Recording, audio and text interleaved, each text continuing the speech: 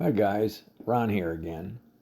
My wife has a 2019 GMC Acadia, which she really likes, but all of a sudden the screen went wonky.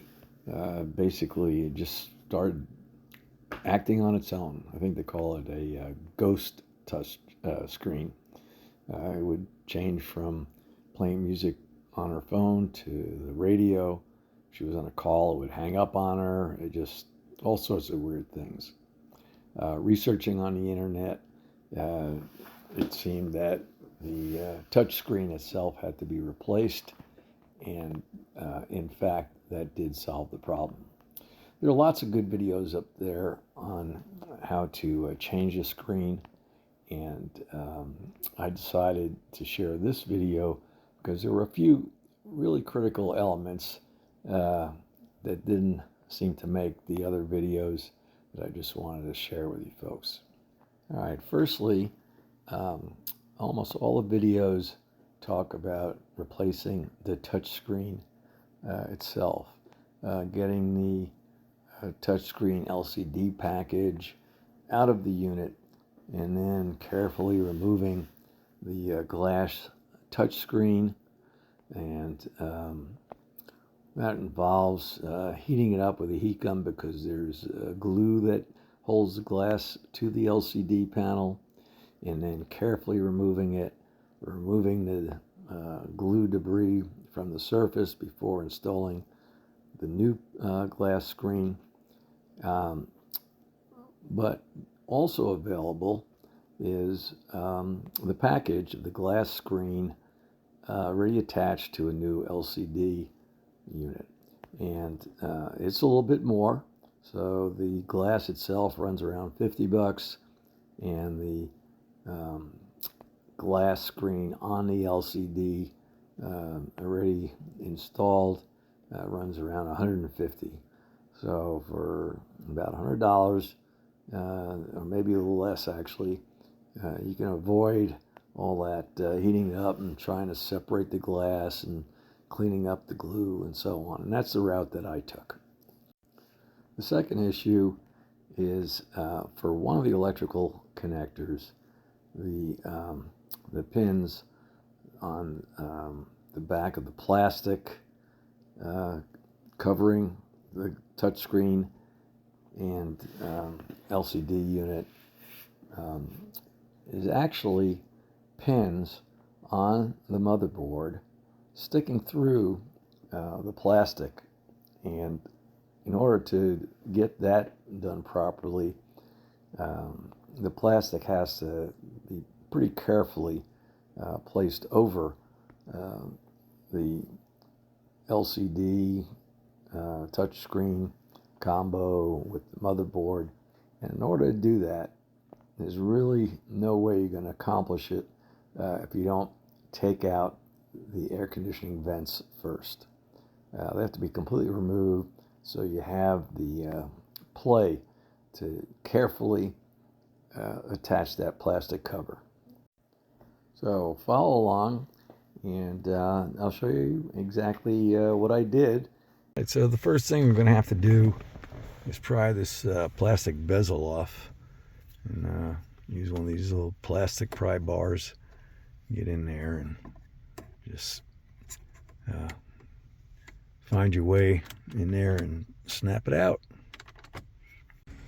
All right, we got the plastic trim off, and now we got those 4 little bolts to take out, and the unit should just come forward. All right, so it doesn't just slip out, it actually has to be pried out a little bit.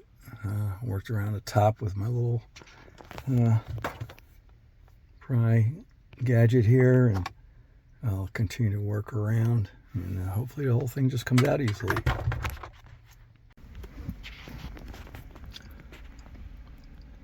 Now just disconnect the 2 electrical connectors down there, and the whole unit will come out.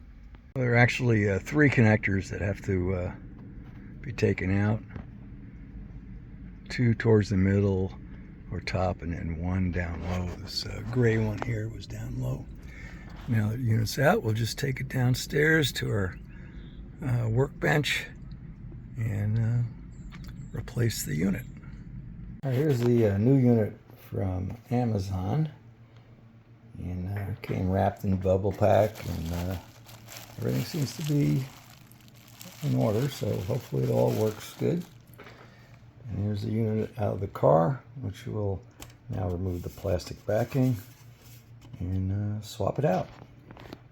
This back piece of plastic is held in with 14 T15 Torx screws, and it still requires a little prying to get it out. So as you can see, there's these 4 on each side clips still holding it in, so we'll have to push those aside as we pick up.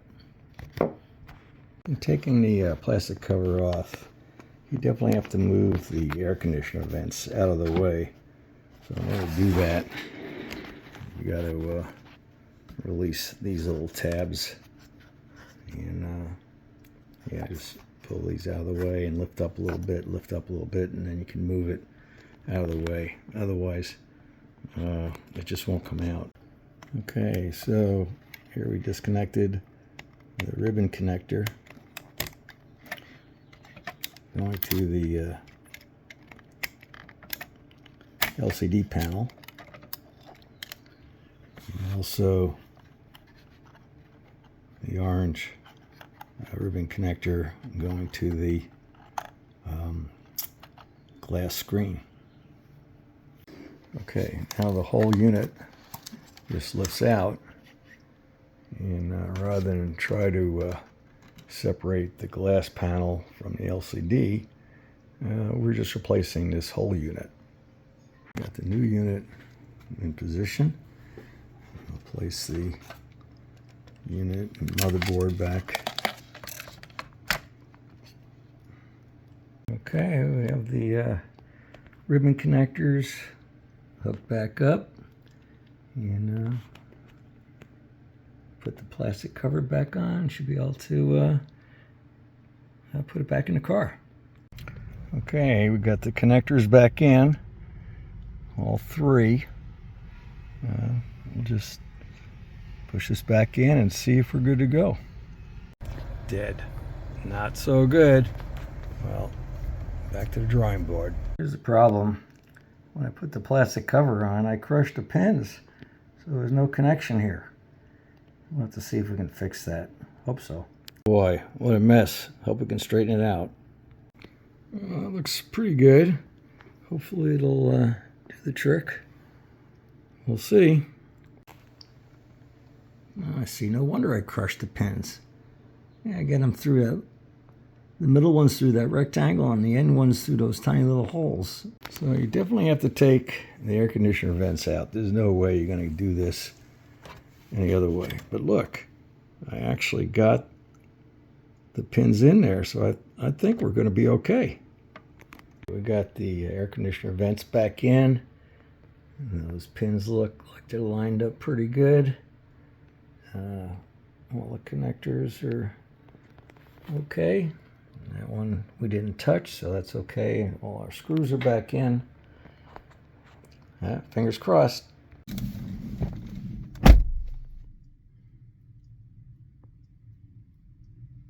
Oh yeah, this definitely looks promising.